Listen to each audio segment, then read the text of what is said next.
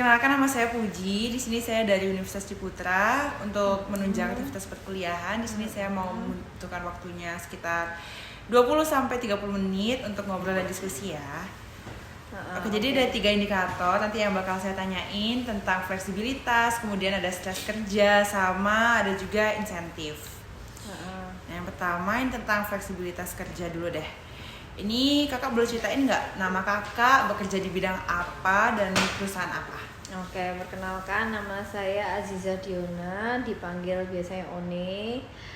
Terus di sini saya karena perusahaan ini awalnya dari tahun 2020, aku kerja juga udah dari tahun 2020 bulan April. Nah, aku statusnya sebagai business manager juga.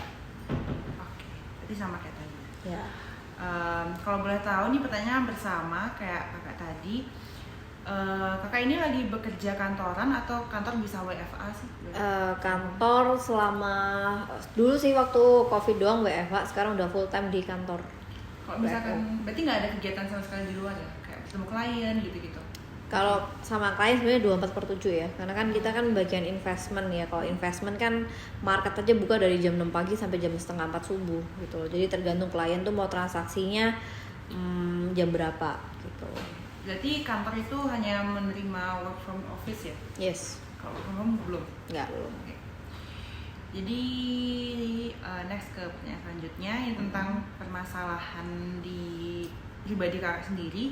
Kalau misalkan kayak tadi ada permasalahan individual itu kayak sakit atau nggak habis melahirkan atau ada rawat jalan, itu biasanya perusahaan mengizinkan nggak sih? Perusahaan pasti ngizinin dengan catatan ada surat dokter, sebenarnya intinya kayak gitu. Oh, berarti surat dokter udah boleh? Boleh. Kalau boleh tahu nih kak, durasi waktu kakak bekerja di kantor selama sehari itu berapa sih? Dari jam 8 sampai jam 5. 8 sampai jam 5. Oke. Kalau misalkan pulang lebih awal gitu memungkinkan nggak sih? Mungkin kalau ada urgensi ya. Kalau nggak ada urgensi kan tetap dari jam 8 sampai jam 5. Berarti kalau ada urgensi itu diizinkan sama perusahaan? Tergantung urgensinya terkait dengan apa dulu. Kalau memang benar-benar ya namanya juga urgent ya, penting po. Kalau enggak penting-penting banget ya pasti enggak. Pernah nggak sih kakak tuh kalau misalkan ada urgensi tertentu gitu terus kayak nggak diizinkan oleh perusahaan?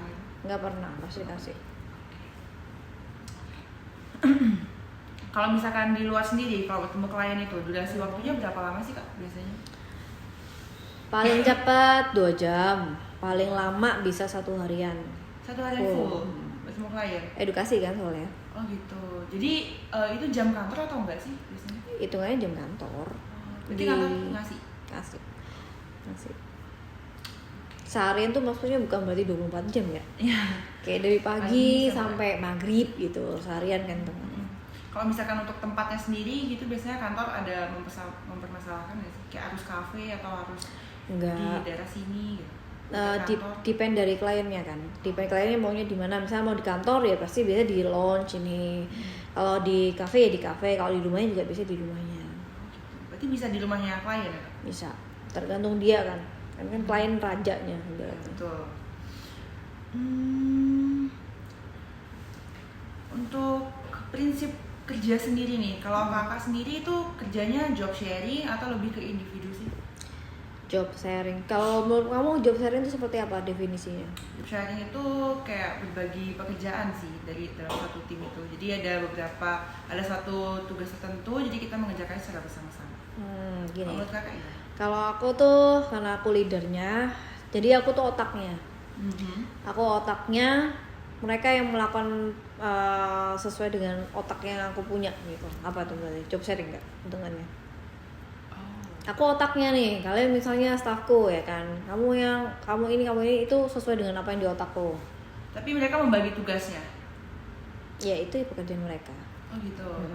Jadi visi misinya kayak visi misi tim tuh ya dari satu tim visi misinya apa, kemudian aku punya otaknya di situ, terus kan ya aku yang kasih briefing ini tujuannya kita laksanain ini gitu. Oke. Mungkin enggak termasuk kali ya. Cuman kalau misalkan di bawah kerja tim, kalau dibilang kerja tim ya kerja tim. Kalau dibilang sharing sih sebenarnya sharing gitu. Cuman aku otaknya gitu. Berarti kalau misalkan ada satu orang nih, misalkan dia tuh nggak bisa ngerjain tugasnya itu bakal dikasih sanksi atau kakak yang ambil alih sih? Dibilang ambil alih pasti ya, manajer kan pasti ngambil alih semuanya kan, harus bisa ke semua divisi, bukan divisi, semua kerjaan harus bisa. Cuman kalau dimarahin, bukan dimarahin sih, lebih ke arah namanya kita konselingkan dulu. Oke, apa kamu, kendalamu apa, bukan berarti harus langsung dimaki-maki, itu enggak. Tapi kalau misalnya ngulangin kesalahan yang sama dengan alasan yang sama, ya berarti kan ada something wrong sama dianya, bukan pekerjaannya.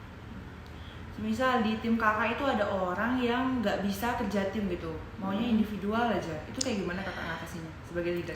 Aku sebagai leader pertama harus konseling dulu ya, masih konseling dulu permasalahannya di mana gitu kan, karena kalau di pemikiranku tuh masalah dalam setiap orang tuh cuma dua, kalau nggak dari mindsetnya ya cuma kinerjanya. Nanti kalau misalnya kinerjanya kalau kerjanya nggak beres, cuma ngecek dari dua ini doang. Yang paling parah kalau secara mindsetnya salah. Kalau misalkan itu mereka tuh salah gitu ya, kayak nggak bisa kerja tim, itu kakak biasanya kalau udah nggak nemuin solusi, biasanya mereka langsung dikeluarin atau gimana sih kak dari tim? Bukan dikeluarin ya bahasanya, apa ya, mungkin kasih SP dulu. SP ya standar perusahaan ya, SP 1, 2, 3 ya 3, udah dapet SP 3 berarti cabut.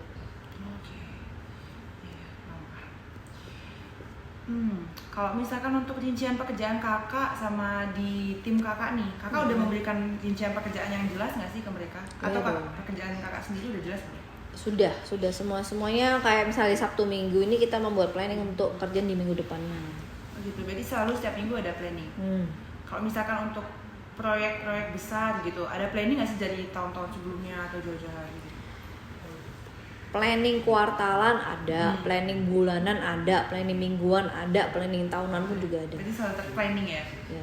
Bagus. Kalau misalkan untuk beban pekerjaannya sendiri di tim kakak itu udah merata nggak sih? Atau dari kakak sendiri, menurut kakak pekerjaan kakak udah adil nggak sih dibanding yang lain? Adil, semuanya adil kok. Jadi dari fleksibilitas ini udah selesai indikatornya. Terus sekarang kita mau lanjut ke, ada tambahan nggak Whitney? Nggak. Oke. Untuk stres kerja nih kak. Nah, kalau misalkan kakak sendiri sering nggak sih kira-kira ngambil izin cuti gitu? Tadi aku pernah bilang nggak pernah ambil cuti. Sama sekali. Kalau 3 tahun kerja enggak. Tapi bukan berarti kan nggak sakit ya, pasti pernah sakit lah ya, sakit, tapi bukan sakitnya sampai masuk rumah sakit. Paling sakit tuh apa sih? Paling sakit komplit, panas, batuk, pilek, area-area situ aja kan. Kenapa aku kalau aku sakit aku maksa tetap kerja? Soalnya aku dapat pola pikir ini dari bosku ya kan. Kamu sakit dalam keadaan di rumah, kamu pasti tambah menjadi sakitnya. Tapi kalau misalnya kamu sakit, kamu paksa ke kantor, seenggaknya secara pola pikir sebenarnya kan yang mengizinkan kamu sakit atau enggak itu udah dari otak kamu. Kalau kamu udah kebiasaan sakit, kamu sakit dikit, aduh aku sakit nih, aku demam, aku nggak masuk tidur ya. Aku yakin tuh 100% kamu pasti tambah sakit. Tapi kalau kamu masuk ke kantor, kita tahu semua kamu lagi sakit. Gak mungkin kita nyuruh kamu kerja secara diforsir. Tapi seenggaknya sakitmu itu nggak akan jauh lebih parah. Kenapa? Karena otak kamu ke distract antara sakit dan kerja. Tapi kadang pernah nggak sih kalau sakitnya kakak tuh malah bikin kerjaan kakak itu terganggu? Nggak pernah, dan malah jauh lebih cepat, recovery jauh lebih cepat. Oh gitu. Iya. Kalau misalkan di timnya kakak nih, kalau misalkan anak-anaknya kakak tuh ada nggak sih yang misalkan sakit tiba-tiba bad mood ngancurin kerjaan gitu? Dan solusinya kakak gimana? Bukan ngancurin kerjaan sih, lebih karena kemudian ya, kemudian jadi nggak pingin kerja ini, nggak pingin kerja itu, ya kita tahu gitu. Mungkin tak suruh, biasanya itu nggak tak jadiin satu ruangan sih, tak suruh taruh di ruang VIP aja dia kerja di situ. Apa yang kamu bisa kerjain kamu kerjain. Kalau boleh tahu di perusahaan tuh cuti apa aja sih yang diizinkan? Cuti melahirkan, terus cuti sakit? Cuti melahirkan, cuti sakit, ya, apa ya, normalnya sebenarnya cuma itu. Cuman kan kadang-kadang orang-orang tuh ada izin gini-gini atau tiba-tiba keluarga meninggal itu kan ya, cuti-cuti sewajarnya sih, Karena memang kejadian kan ini kan kantor baru juga, jadi belum ada kejadian yang luar biasa yang kayak gini, memang enggak. Kalau boleh tahu kantornya udah berapa lama ya Kak? Dari tahun 2020 kan. Oh, Masih baru lah. Ini cabang baru sih maksudnya. Oh gitu. Pusatnya kan di Jakarta udah dari tahun 2005. Oh alah. Berarti Surabaya pusatnya baru ini aja? Iya. Oh. Seperti ini. Kalau misalkan cuti acara keluarga gitu biasanya perusahaan mengizinkan nggak sih? Acara keluarga itu apa dulu? Liburan sih karena gini ya, ada 2 divisi besar, back office sama manajemen. Kayak mungkin kalau back office kan mereka punya jatah cuti ya biasanya. Jadi secara pola pikir pasti beda lah manajemen sama back office. Karena aku bukan di back office, intinya kita kerja butuh duit, ngasilin duit, jadi fokusnya sama duit. Jadi bagiku kalau aku liburan kalau nggak ada duit pun nggak enak kan. Aku liburan tuh bukan harus yang nunggu akhir tahun, lebaran. Aku malah kalau mau liburan, kalau aku udah punya duit, aku cuti 1 minggu di hari biasa. Itu pun kita cuti, aku cuti nggak sendiri tapi bareng satu tim. Oh gitu biasanya. Di janjian gitu kan? Iya janjian karena memang kita jalan-jalan bareng maksudnya. Bonding. Tapi nggak harus yang malah aku nggak suka liburan yang di kayak akhir tahun, Natal gitu ya. Soalnya rame. Betul. Nggak senang mana tiketnya mahal, ya kan jauh lebih mahal kan bahasanya. Apa rame kan? Betul. Terus berarti kakak di sini nggak ada jatah cuti ya? Ada aja. Ada aja, cuman nggak yang kalau misalnya back office kan 1 tahun 12. Oh jelas gitu ya? Iya 1 tahun 12 karena ibaratnya sebulan sekali kan jatah cuti itu rata-rata umumnya kayak gitu sih. Nah kalau di manajemen nih nggak terhitungnya seperti itu. Oke. Kalau misalkan ada ketidakhadiran itu melebihi batas gitu, seminggu misalkan 3 kali, itu biasanya ada sanksinya nggak sih dari kakak? Iya kalau dari timku sendiri aku cut. Serius langsung cut? Oh nggak ada pekerjaan tambahan gitu? Nggak, itu udah kelihatan malas dan kamu merugikan perusahaan loh ibaratnya ya kan. Dengan tiadanya kamu, kita kasih kamu gaji dan kamu nggak masuk 1 bulan 3 kali, perbandingan tolak ukurnya harus aku dong. Aku aja yang 3 tahun kerja aku nggak pernah izin kok. Ya kan, harusnya kan dia ada rasa sungkan. Betul. Kalau opname itu pengecualian kan? Ya opname beda dong ceritanya. Tapi ada tugas tambahan nggak sih kira-kira habis dia keluar itu? Enggak sih, karena kan pasti aku yang cover langsung. Oh berarti tugas-tugasnya dia kakak yang cover langsung? Aku yang cover. Untuk target dari perusahaan atau dari kakak sendiri ada nggak sih kira-kira? Target ya kalau tadi trio kan bilangnya nggak ada ya. Sebenarnya kalau target kantor itu kan lebih ke arah ke tim leadernya sebenarnya. Makanya aku bilang kan aku ini kan otaknya. Jadi kalau otaknya bego ya pasti timnya bego gitu kan. Nah sebenarnya kalau target dari kantor ada, cuman itu kan dalam berupa margin lah sebenarnya kan. Margin in dari kantor berapa gitu, margin outnya berapa. Jadi kalau secara margin in itu pasti ada targetnya. Berarti kayak pendapatan gitu kak ya? Kalau boleh tahu range-nya itu kira-kira kantor menargetkan berapa sih? Pendapatan? Target. Kalau pendapatan berarti gaji dong?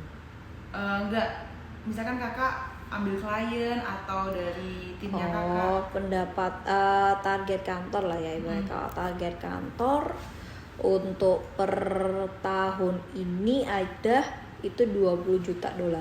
Wow, besar banget. Kalau misalkan target itu kira-kira dicapainya berapa lama sih? 1 tahun, kan targetnya per tahunan. Target tahunannya $20 juta. Kalau misalkan target itu misal nih nggak tercapai, kira-kira apa sih yang kakak lakuin? Pasti kan kita ya pressure pasti ada dong. Kalau kamu nggak ada pressure, nggak ada tekanan, nggak ada masalah, kamu nggak bisa berkembang nanti, ya kan? Kalau nggak capai ya pasti diomeli, pasti itu lumrah ya kan. Karena kan kalau kita capai ini loh apa sih yang kita dapetin kan, feedbacknya kan gede gitu kan. Ya kalau nggak capai diomelin. Kira-kira kalau abis diomelin itu ada perasaan tertentu nggak sih, kayak malas kerja gitu atau? Balik malah jauh lebih tertantang. Kok aku nggak dapet sih? Apa yang salah? Apa yang harus aku eh, apa sih namanya, introspeksi lah bahasanya kan. Yang harus introspeksi itu apa. Jadi kalau kamu tadi nanyanya ke mereka yang nanti dua orang ini, dia nggak ngerti target kantornya apa, karena aku nggak langsung blekin 20 juta gitu, enggak. Jadi nggak terlalu paham. Nggak terlalu ngerti detailnya, karena kan yang ngerti detail aku.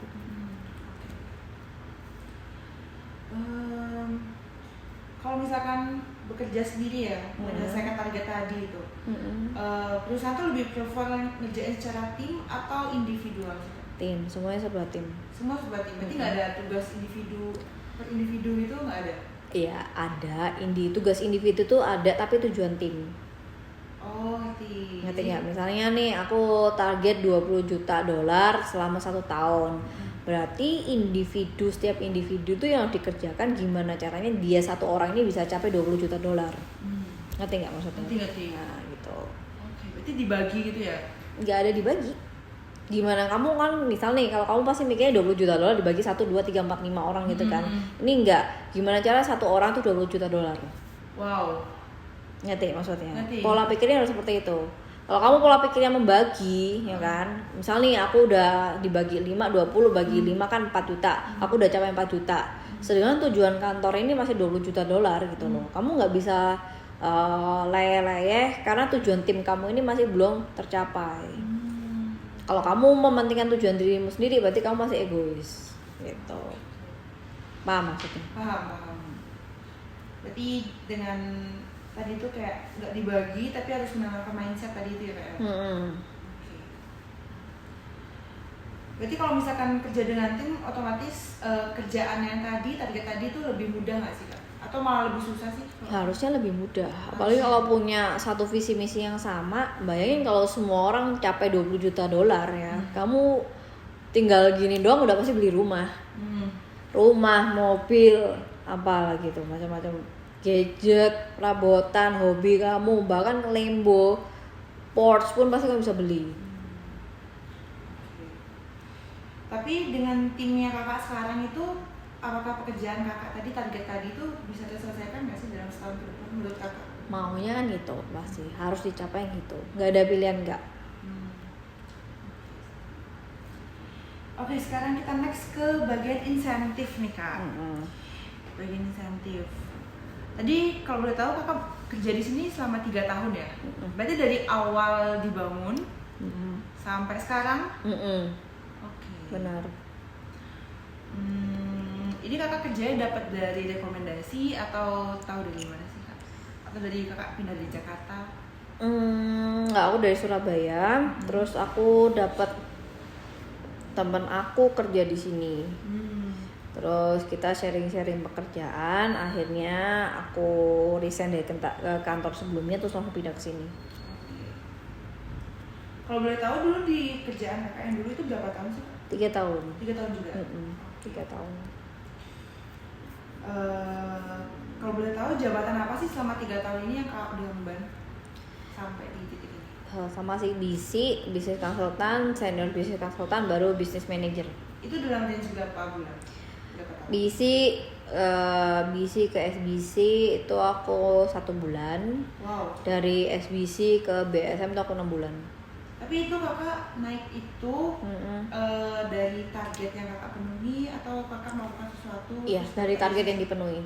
Makanya kan kalau di sini kan kerja kan fair. Kalau kamu capai, kamu langsung auto naik posisi. Gitu. Jadi nggak ada sikap menyikut gitu kayak kantor. Nggak ada. Terus dari senior business consultant ke sini itu berapa lama? 6 bulan. 6 bulan. Berarti total 7 bulan ya ke? Iya. Itu dari tahun 2020 ya? Terus kalau dibanding kakak yang tadi nih, apakah ada kinerja atau proyek yang kakak penuhi nggak sih? Yang achievement kakak yang lebih dibandingkan tim-tim yang lain? Ada sih, kinerja achievementnya itu kayak bounty mingguan yang aku mesti capai. Jadi kalau bounty mingguan itu biasanya timku yang jauh lebih banyak achieve daripada tim-tim yang lain. Oh gitu. itu masih mingguan. Belum bulanannya sih masih sama sih, cuma sekarang kan lagi bagus keadaannya, timnya lagi bagus, makanya kan bounty yang kecil-kecil kan harus dicapai dulu baru kamu bounty yang gede. Kalau bounty kecil aja kamu nggak bisa capai, gimana bounty yang gede? Iya betul. Biasanya kalau achievement itu dapat award nggak sih? Iya, dapat award berupa cash tunai. Jadi kita ada namanya Wheel of Fortune. Programnya itu Wheel of Fortune sama bonding jalan-jalan. Jadi kayak ya makan enak, jalan-jalan keluar kota gitu kan. Kan ditanggung dari kantor semua tuh. Iya, kalau bahasa kan pasti healing misalnya. Iya benar. Healing gitu kan. Hari Minggu healingnya kayak ini, nanti kita juga mau habis ini langsung berangkat. Terus kalau yang Wheel of Fortune tuh kalau kamu capai, jadi kamu ada spin wheel gitu ya kan, kamu dapat banyak-banyak cash, duit cash di situ. Wow. Ada yang 1 juta, minimal tuh 500.000, paling gede 10 juta. Wow. Jadi kalau kamu capai itu kamu putar spin, ya udah kalau kamu dapat misalnya dapatnya 2 juta ya dikasih cash 2 juta. Laki-laki ya berarti. Iya. Ya ada yang zong ya, biasanya milih kan wheel kan ada yang zong kan. Wheelnya ini pokoknya intinya duit terus habis itu makan gitu. Wah, enak banget ya. Kalau boleh tahu nih, insentif gitu kayak bonus atau apa itu ada nggak sih dari perusahaan? Nggak ada yang tadi aku bilang. Karena kan kalau insentif back office itu kan mungkin kayak uang lemburan doang. Terus sama uang lemburan, uang hari raya ya kan. Kalau kamu lembur, udah itu doang kan kategori insentif. Itu kan uang tambahan sebenarnya. Kalau di manajemen ini kan adanya bounty gitu. Jadi agak sedikit beda sebenarnya.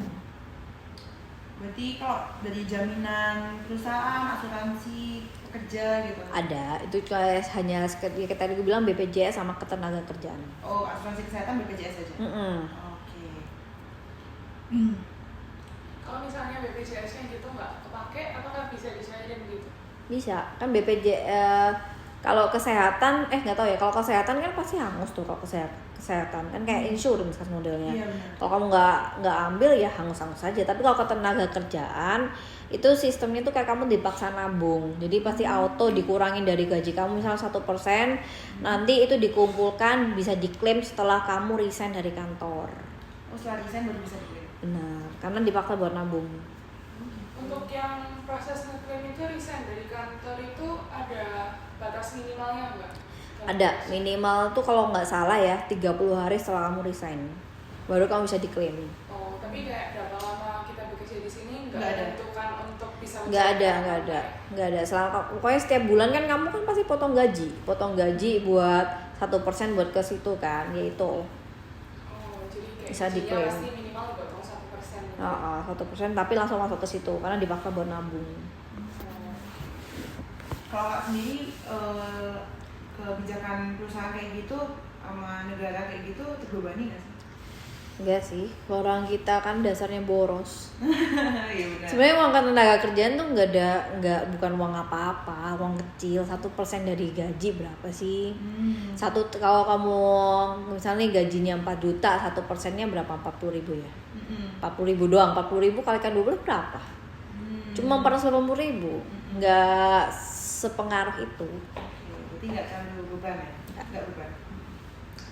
Berarti kalau untuk kendaraan dari perusahaan itu kakak pribadi atau dapat di Dapat dari kantor. Dapat dari kantor. Sebenarnya tadi penjelasannya Trio tuh agak salah ya. Kamu nanti pakai punya aku aja ya statementnya. Kayaknya jauh lebih jelas toh. Kalau kantor itu cuma ada dapat khusus untuk divisi manajemen. Jadi bisa dapat mes kantor, ada mobil kantor sama driver. Jadi berangkat bareng-bareng sama driver sama mobil kantor, pulang juga sama. Karena kan mes kita kan juga di Gera Family.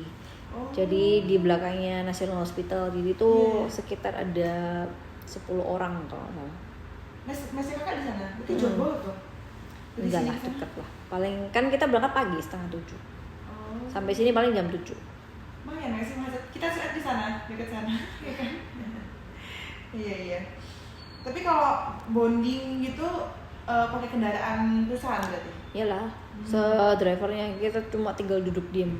Wah, enak banget ya. Nggak ribet. Iya benar. Kalau intensitas waktu nih melakukan kegiatan di luar kantor sama teman-teman kayak makan atau enggak bukber bareng, mungkin bonding itu sering nggak sih Kak dalam sebulan? Sering banget. Sering banget, nggak usah ngomong berapa kali, seminggu sekali ada kali bonding mesti. Pasti keluar gitu ya? Pasti keluar. Tapi itu untuk jabatannya kakak aja atau untuk semua karyawan? Tim, per tim masing-masing. Jadi kayak tergantung leadernya masing-masing gitu. Tergantung aku mau ngajaknya siapa, pesertanya siapa, yang boleh ikut siapa aja terserahku, aku yang ngatur. Oh gitu. Kadang kayak gitu nimbulin konflik nggak sih Kak kalau misalnya Kakak milih-milih gitu? Enggak lah, bukan milih-milih pun kan juga ada waktunya. Misal hari ini sama si A, besok sama si B, digilir aja gantian. Biar bondingnya jauh lebih bagus. Kamu bonding sama misal 50 orang pasti kan nggak efektif. Iya benar.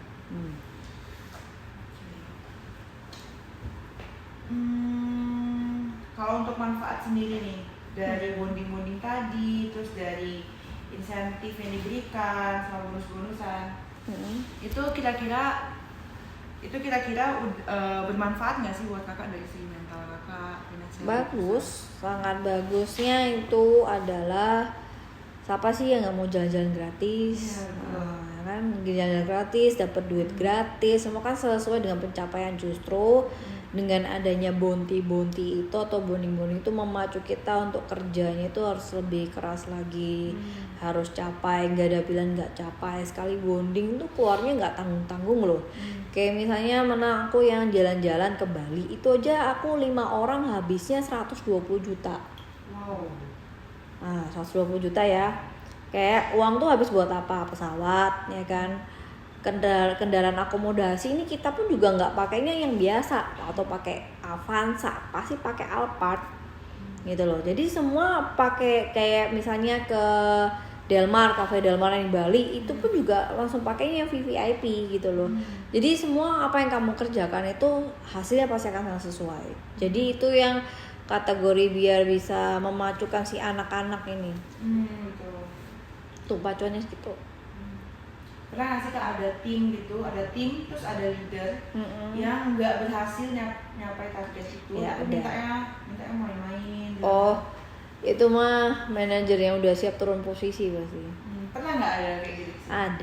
Ada dari manajer ya, nggak tahu mungkin otaknya udah hilang atau gimana, langsung turun posisi, akhirnya resign.